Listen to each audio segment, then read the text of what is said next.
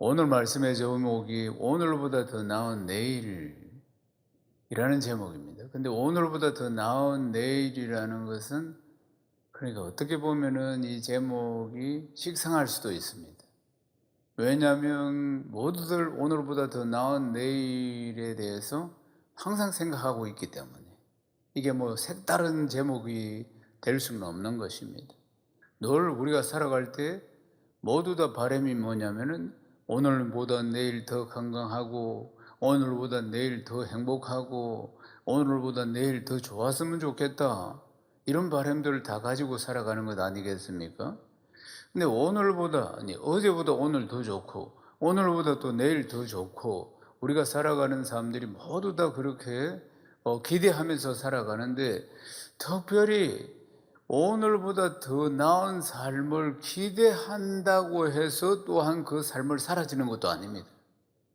오늘보다 내일이 더 나은 삶을 살기 위해서는 많은 노력이 필요하다는 것이에요. 그냥 막연하게 어제보다 오늘 더 행복하고 오늘보다 내일 더 행복하고 그냥 내가 막연히 기대한다고 해서 그 삶이 내 가운데 펼쳐지는 것은 아니라는 것입니다. 많은 대가를 치러야 되고 많은 노력이 필요하다는 것입니다.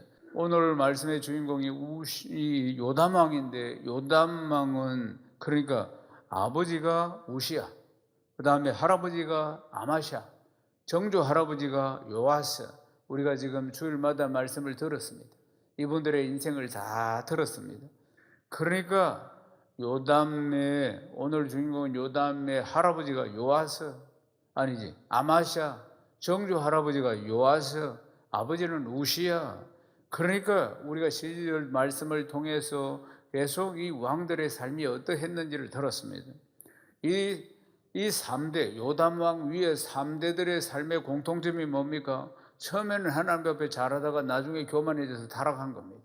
그래서 멸망길로 갔다는 것입니다.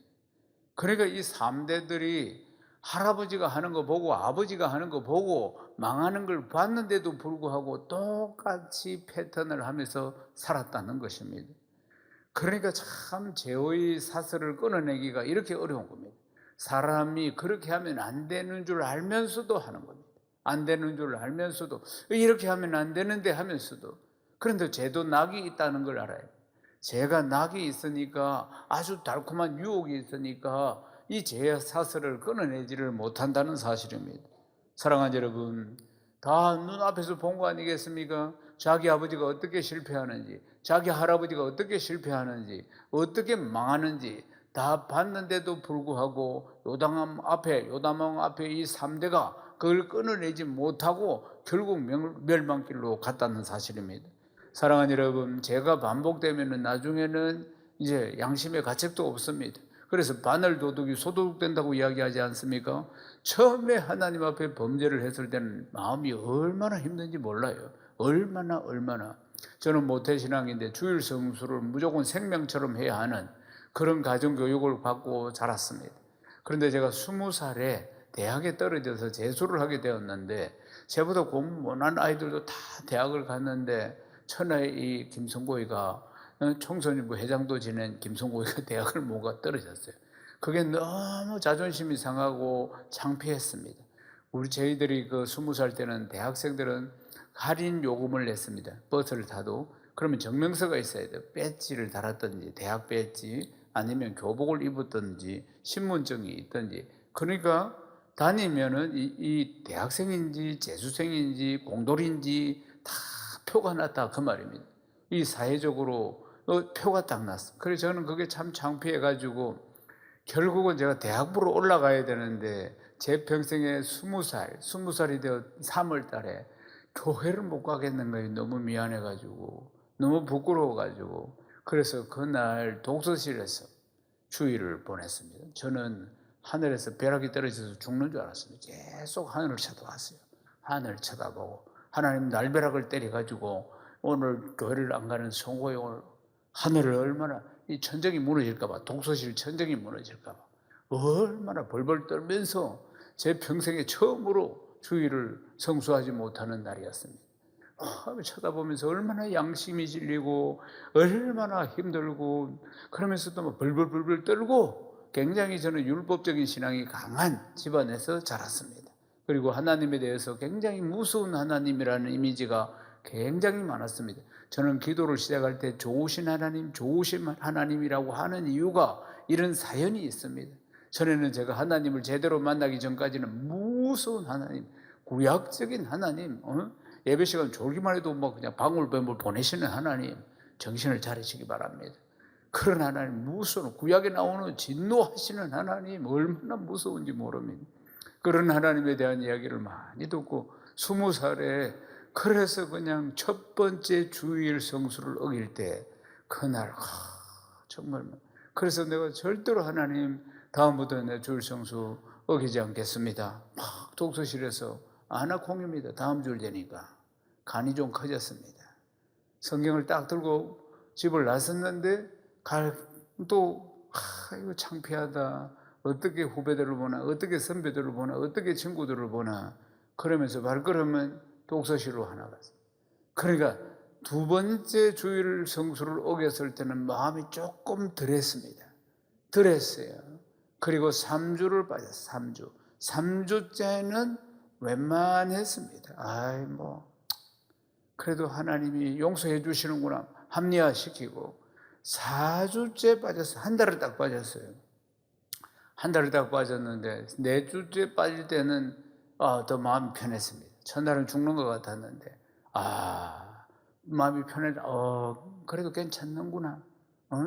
뭐 공부를 해야지. 뭐 어떻게 하겠나. 뭐 이런 합리적인 생각이 들어오고 그리고 5주째 정말 날벼락이 떨어졌습니다. 불같은 우리 아버지가 알게 되셔가지고 저는 개패듯이 맞았습니다. 아주 우리 아버지 무서운 어떻게 알게요? 누가 고발을 했는지 우리 집안에서. 그래가지고 그날 얼마나 혼이 났는지. 그리고 막 벌 쓰고 혼나고 재수 안 시킨다고 우리 아버지만 우리 집에서 나가라 하고 그렇게 막 삭삭 빌고 제 인생에 그 한 달 동안 주일 성수를 어기고 그 경험이 그러니까 사람의 양심이라는 것이 점점 약해지는 걸 경험했어요. 처음에는 죽는 줄 알았다가 말하자면 죄가 반복되면 그렇습니다. 처음 죄를 지을 때는 참 두렵고 떨림인데 그런데 점점 그게 매너리즘에 빠지고 타성에 젖어들고 이제 그래서 나중에 습관이 되는 거 아니겠습니까? 사랑하는 여러분, 그래서 사람들이 적당히 타협을 하면서 신앙생활을 합니다. 다들 그렇게 믿으니까 뭘 이렇게 직장생활을 해도 뭐 직장생활이라는 핑계를 대면서 저 사람 핑계를 대면서 또 뭐 저런 사람들도 있으니까 그러면서 죄의 사슬을 끊어내지 못하고 보내는 신앙생활들이 더러 많이 있습니다. 야고보서 4장 7절을 읽어보십시오. 그런즉 너희는 하나님께 복종할지어다 마귀를 대적하라. 그리하면 너희를 피하리라. 대적하고 끊어내야 합니다. 이 죄의 습관을 끊어내야 합니다. 신앙은 타협이 없다는 걸 기억해야 합니다. 결코 타협이 없습니다. 다 그렇게 믿는다 할지라도 나는 내 신앙을 지켜야 하는 줄로 믿습니다. 아멘이십니까? 요담의 아버지 우시야는 어떻게 해서 벌을 받았습니까? 요담의 아버지 우시야 왕이 처음에는 통치를 잘했습니다.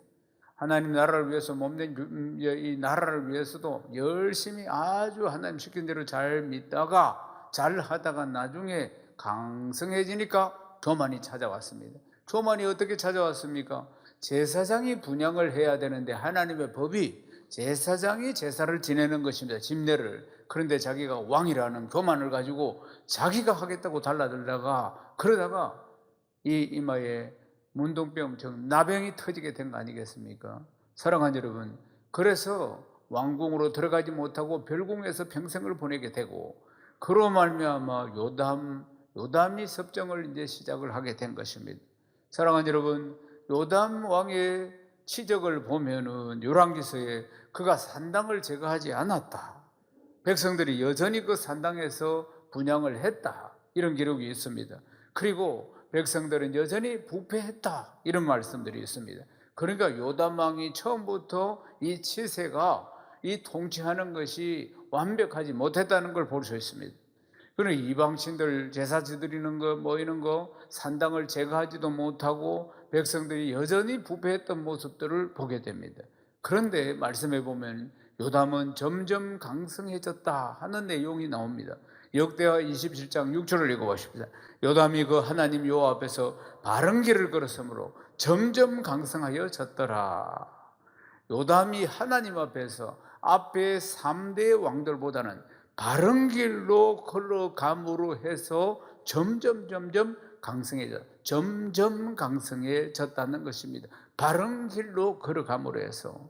사랑하는 여러분, 앞에 3명의 왕들과는 다르게 바른 길을 걸어가면서 점점 강성해졌다는 사실입니다. 사랑하는 여러분, 금 2절에 보면 이렇게 나옵니다. 그 아버지 우시아의 모든 행위대로 여호와 보시기에 정직하게 행하였던. 그러니까 아버지 우시아 왕이 후반전과 전반전이 있다면 전반전에 하나님 뜻에 합당해서 통치를 잘했던 것을 이야기합니다. 후반전에 가서 교만해져 가지고 이런 날벼락을 받게 됐지만은, 그러니까 여러 가지 안 밖으로 두루 하나님 기뻐하는 영향을 쌓아가며 보여줬던, 그러니까 그 아버지 우시아 왕 전반전에 했던 것처럼, 그러니까 열심히 하고 잘했다, 이렇게 성경이 이야기하는 것입니다. 그 요담 왕의 첫 업적이 뭐냐? 하나님의 전 성전의 윗문을 건축하는 것이었어요. 역대하 27장 3절을 읽겠습니다. 그가 여호와의 전 윗문을 건축하고 또 오벨 성벽을 많이 정축하고. 그러니까 요담이 여호와의 전 성전의 윗문을 건축하고, 그리고 오벨의 성벽을 정축하고, 유다 산중에 있는 성읍들을 건축하고, 그리고 또 견고한 진영을 만들고 망대들을 쌓고, 그렇게 건축을 했던 것, 안팎으로 열심히 일을 했던 것을 볼 수가 있습니다. 또 암몬 자손과 싸워가지고 이긴 일, 이런 것도 성경에 보면 기록되어 있는 걸 볼 수 있습니다. 그래서 이 건축물들, 또 이 전쟁에서 승리한 것, 이런 것들이 왕국이 부강하였다 하는 사실을 나타내는 것, 이런 것들입니다. 사랑하는 여러분, 그러니까 하나님께서, 그러니까 이 바른 길로 걸어가니까, 요담의 바른 길로 걸어가니까 하나님께서 복을 주신 것이라, 그 말입니다. 점점 이 패역한 나라가 강성해져 갔다는 사실입니다. 많은 건축물을 남기고 결국은 승리한다, 이 말씀을 볼 수가 있습니다. 사랑하는 여러분, 오늘 핵심의 말씀은 이겁니다. 요담이 그 하나님 여호와 앞에 바른 길을 걸었으므로 점점 강성하여졌더라. 여기에 우리 인생의 지혜가 있는 줄로 믿습니다. 항상 바른 길로, 하나님이 기뻐하시는 길로 가야지 어제보다 오늘 더 나은 삶을, 오늘보다 내일 더 나은 삶을 살아가게 되는 줄로 믿습니다. 이것이 인생의 지혜라는 사실입니다. 성경에 보면 욥이라는 인물을 한번 살펴보십시다. 욥이 동방의 가장 부자였습니다. 그리고 동방의 가장 의로운 사람이었습니다. 그런데 재난이 찾아왔습니다. 10자녀가 한꺼번에 다 죽고, 그리고 그 수많은 재산이 다 잿더미가 되어버립니다. 몸이라도 건강하며 살아갈 수가 있을 건데 몸에 악창이 나고 병이 찾아왔습니다. 사랑하는 여러분, 누가 뭐라고 해도 욥의 인생은 끝났다 이래 보면 되겠습니다. 이런 비참한 상황에 욥은 이렇게 고백을 합니다. 욥기 1장 21절에서 22절을 읽겠습니다. 이르되 내가 모태에서 알몸으로 나와서온다. 또한 알몸이 그리로 돌아올지다. 주시니도 여호와시오 거두시니도 여호와시오니 여호와 이름이 찬송을 받을지이다 하고, 이 모든 일에 욥이 범죄하지 아니하고 하나님을 향하여 원망하지 아니하였더라. 아멘. 욥이 하나님을 향한 마음이 흔들리지 않았다. 하나님을 향한 마음이 흔들리지 않았다. 그래서 하나님이 딱 시험하여서 지켜보시고 그 다음 욥을 회복시키시는데 갑절로, 이전보다도 더 갑절로 복을 주시는 장면을 볼 수가 있습니다. 욥기 42장 12절을 읽겠습니다. 여호와께서 욥의 말년에 욥에게 처음보다 더 복을 주시니 그가 양 14,000과 낙타 6,000과 소 1,000개리와 암낙이 1,000을 두었고, 갑절로 많은 재산을 하나님이 딱 테스트해 보시고 그 다음에 흔들리지 않는 욥을 보시고 복을 주시는데, 갑절로 많은 재물을 주시고 자녀들을 주시고, 그리고 성경의 기록에 보면 땅에서 욥의 딸들처럼 아리따운 여자가 없었다, 이런 큰 축복을 주셨다는 것입니다. 그 뒤에 140년을 살면서 아들과 손자 4대를 보면서 축복을 누린 사람이 바로 욥이라는 것을 볼 수가 있습니다. 사랑하는 여러분, 우리가 살면서 우유곡절을 많이 겪습니다. 예수를 믿어도 여러 가지 파도들이 나를 휩쓸고 지나갈 때가 많이 있습니다. 사랑하는 여러분, 그러나 어떤 상황 가운데서도 어제보다 오늘도, 오늘보다 내일도 행복한 삶, 그러니까 점점점 강해지는, 인생이 점점점 부유해지는 이런 삶을 살아가기 위해서는 반드시 요동하지 않고, 환경에 따라 요동하지 않고 항상 바른 길, 하나님이 기뻐하시는 그 길로 가야 합니다. 아멘이십니까? 잠언 30장 8절에서 9절을 읽겠습니다.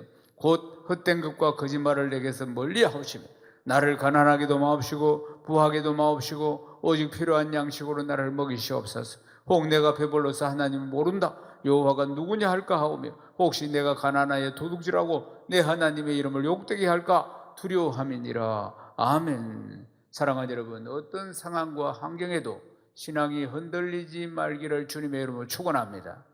결코 환경에 따라, 사람에 따라, 내 감정에 따라 내 믿음이 왔다 갔다 해서는 안 된다는 걸 기억해야 합니다. 항상 한결같이 주님 사랑하고 어떤 상황과 상관없이 한결같이 바른 길, 주님이 기뻐하시는 말씀의 길, 성령의 인도하심을 따라갈 수 있기를 주님의 이름으로 축원합니다. 빌립보서 4장 12절을 읽겠습니다. 나는 비천에 처할 줄도 알고 풍부에 처할 줄도 알아. 모든 일곧 배고픔과 풍부와 궁핍에도 처할 줄 아는 일체의 비결을 배웠노라. 이 말씀을 평생 기억하십시오. 나는 비천에 처할 줄도 알고 풍부에 처할 줄도 알아. 모든 일곧 배부름과 배고픔과 풍부와 궁핍에도 처할 줄 아는 일체의 비결을 배웠노라. 할렐루야. 자족하는 비결을 배웠다 그 말. 잘 될 때는 교만해지는 게 인생이고 누구나 다 예외는 없습니다. 인간은 죄인이고 그래서 뻑하면 열등감을 가지거나 못하고 그래서 또 비교해서 교만해지거나 하는 게 우리 인생이라 그 말입니다. 그런데 보면 교만하면 하나님 패망의 선봉이라 했어요. 그래서 교만하면 하나님을 대적하는 것이라고 했습니다. 그런데 비천하든지 풍부하든지 이 환경에 연연하지 않는다. 왜 연연하지 않을까요? 사람들은 어제보다 내일보다 모레 더 부유하고 풍성하게 사는 것이 삶의 목적인데 사도 바울은 이것이 목적이 아니었다 이 말입니다. 그러니까 그런 것에 연연하지 않는다 그 말입니다. 그러니까 사도 바울의 목표는 뭡니까? 예수 그리스도를 알아가는 지식의 부유함이었고 그리고 주신 사명을 이루는 것, 이것이 그 삶의 목표였다는 사실입니다. 아멘이십니까? 사랑하는 여러분, 예수 믿는 성숙한 신앙이 뭡니까? 그리스도의 장성한 분량에 이르는 수준이 뭡니까? 초월적인 신앙입니다. 이 땅에서 초월하는 거예요. 이 말씀이 바로 그겁니다. 비천에 처할 줄도 알고 풍부에 처할 줄도 알고 요동하지 않는다 그 말입니다. 모든 일에 배부름과 배고픔과 풍부와 궁핍에도 처할 줄 아는 일체의 비결을 배우느라. 할 수 있거든요. 무슨 말이냐? 믿는 자에게 능치 못함이 없느니라. 이 말씀이 바로 그겁니다. 언제나 할 수 있거든요. 무슨 말이냐? 우리는 풍부와 비천에 한결같이 전신할 수가 있다 그 말. 흔들리지 않는 신앙으로. 세상 사람들은 그거 없으면 죽는 줄 알고 벌벌 떨고 그거 사라지면 낙심하고 얼굴이 시커보고 그런데 우리는 그렇지 않다 그 말입니다. 우리의 목표는 그리스도를 더 깊이 알아가는 것이고 우리의 목표는 비전을 이루어가는 것입니다. 그게 달랐기 때문에 세상 사람들은 가지는 것, 그 부유함을 누리는 것, 이것이 인생의 목표지만 어제보다 오늘 더 나아지고 오늘보다 더 나아지려고 하는 목표가 그것이었지만 예수 믿는 사람, 특별히 사도 바울은 그것이 목표가 아니고 예수를 믿는 것, 그리스도를 알아가는 것, 지식의 부유함이 자신의 목표였고, 그 다시 말씀드리면 그리스도의 장성한 분량까지 성장하는 것이 자신의 목표였고, 하나님이 자신에게 주신 그 비전을 이루어가는 것이 삶의 목표였기 때문에, 목적이 달랐기 때문에 이런 것에 연연하지 않는, 그리고 정말 그 비결을, 일체의 비결을 배웠다, 이렇게 이야기하는 것입니다. 사랑하는 여러분, 이런 사람이 점점 더 강해지는 줄로 믿습니다. 주님만을 온전히 바라보는 사람이 살면 살수록 점점 더 강해지고 점점 더 부유해지는 사람이라는 사실입니다. 아멘이십니까? 사랑하는 여러분, 주님을 바라봐야 합니다. 환경 바라보지 마시고, 사람 바라보지 마시고, 지금 처해 있는 문제들 바라보지 마시고, 그 문제가 계속 바라보고 있으면 하나님보다 더 크게 보이는 것입니다. 하나님 바라봐야 합니다. 시선을 다시 고정해야 된다는 것을, 다시 고쳐야 된다는 걸 기억해야 합니다. 다른 소망을 두지 않고 다른 것에 시선을 빼앗기지 않고 오직 믿음의 주요 온전케 하시는 예수 그리스도를 바라보고 가는 길이 바른 길입니다. 이것이 승리의 길입니다. 아멘이십니까? 이걸 평생을 기억해야 한다는 것입니다. 그러나 사랑하는 여러분, 그 길을 간다는 것이 쉬운 일이 아닙니다. 마태복음에 보면은 그 길을 걷는 것은 좁은 문, 좁은 길로 가는 것이라고 성경은 말씀하고 있습니다.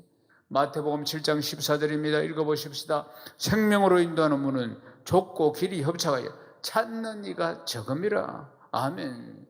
환경 바라보지 않고 사람 바라보지 않고 딱 주님 바라보고 앞을 딱 바라보고 바른 길로 간다는 것은 좁은 문, 좁은 길로 가는 것이라 그 말입니다.